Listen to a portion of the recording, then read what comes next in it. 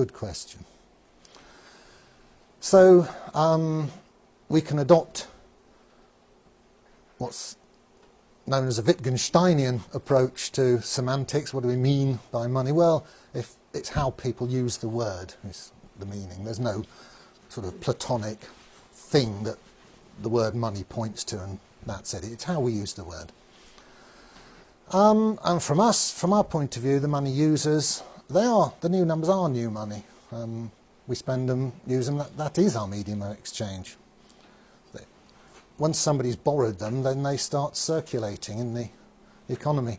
The guy who sold you the house, he gets the 100,000, he probably buys a new car with it, or he goes on holiday, or whatever. Now there's a flip side to that expansion of the bank's balance sheet when somebody comes along and repays their loan, pays money back to the bank. And in this case, the money supply contracts. Let's see that schematically. Here's the balance sheet. The dotted lines are before the event, and the solid lines are both before and after. So when the guy comes in with these 100,000, well, he probably doesn't these days, he probably does it electronically, but when this event of debt repayment happens, then the effect on the balance sheet is that the loan account is paid off, so it disappears. So obviously some historic record of it is kept somewhere, but the day-to-day accounting of the bank, that loan has gone.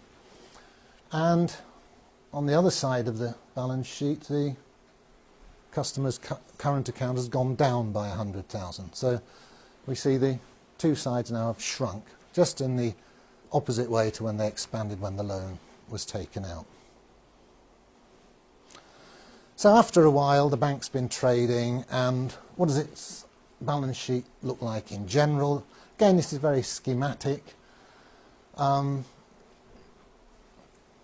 we've seen that the customer's deposits are liabilities to the bank. The loans taken out by customers are assets to the bank. Here they are.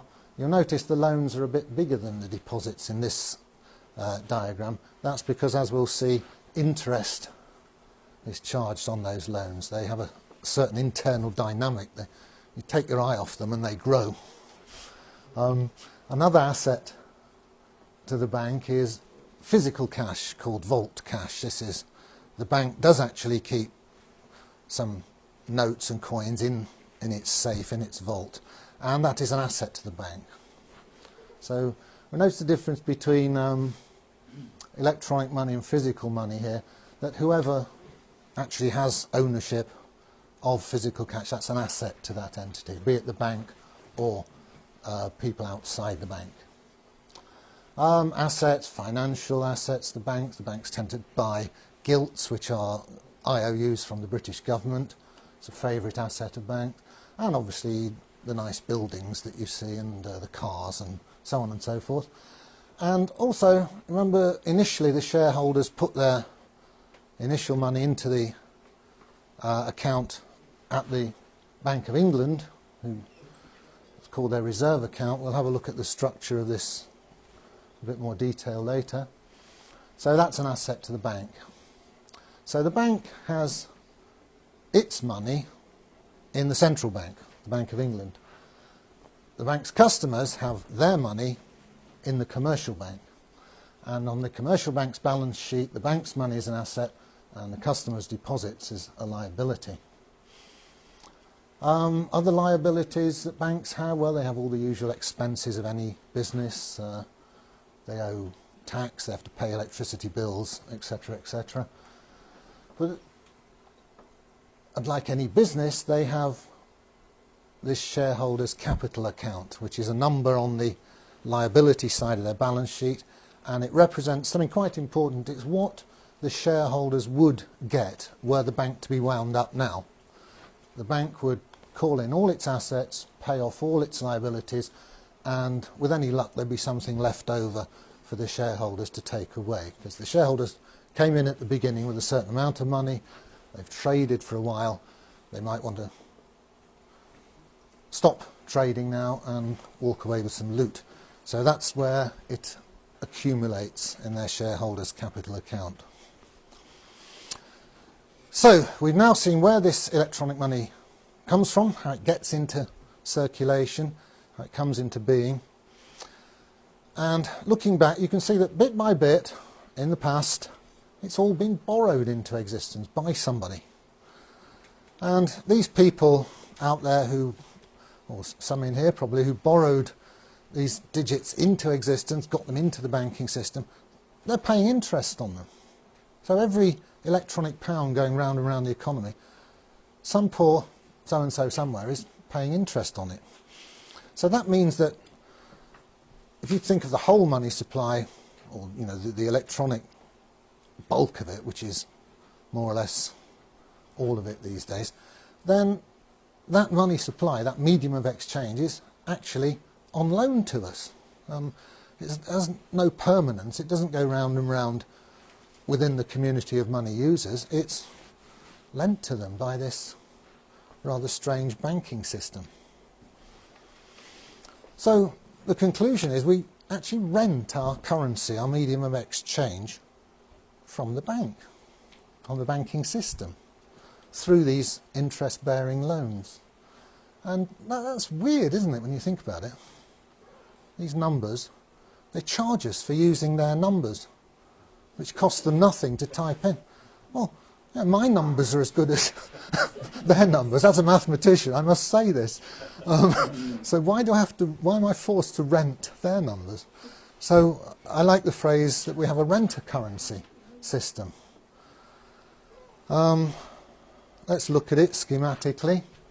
Well, here's us in the economy. These arrows mean the money's going round and round.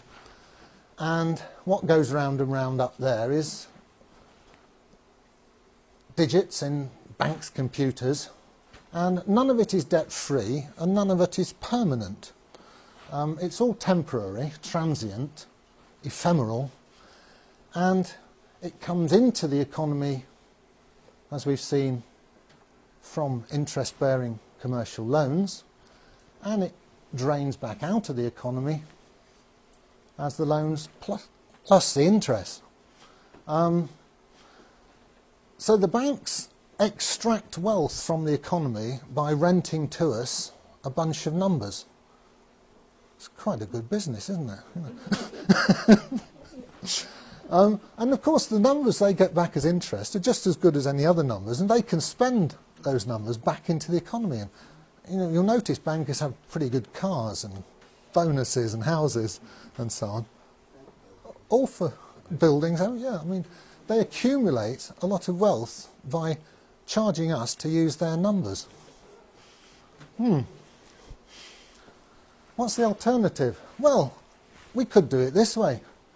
Here's us in the economy, and instead of using numbers which are lent to us by commercial banks, we could have our own numbers. Could issue them collectively, all of us. And they could be permanent. And the money supply could go round and round indefinitely as we conduct our business. Where would that sort of money come from? Well, it can only come from the collective, from the whole community of money users. You don't want any privileged minority doing it and making lots of profit out of it. Let's do it all together. We're all going to use these numbers. Well, let's have our own numbers. Fine. So we issue them into the economy and through what's called the state, which is, taking a benevolent look at it, it's what we all want to do collectively together. We all have nice roads and we all want to drive on the same side of the road and so on. So I'm just having a dig at the anarchists here who often I debate with on the internet.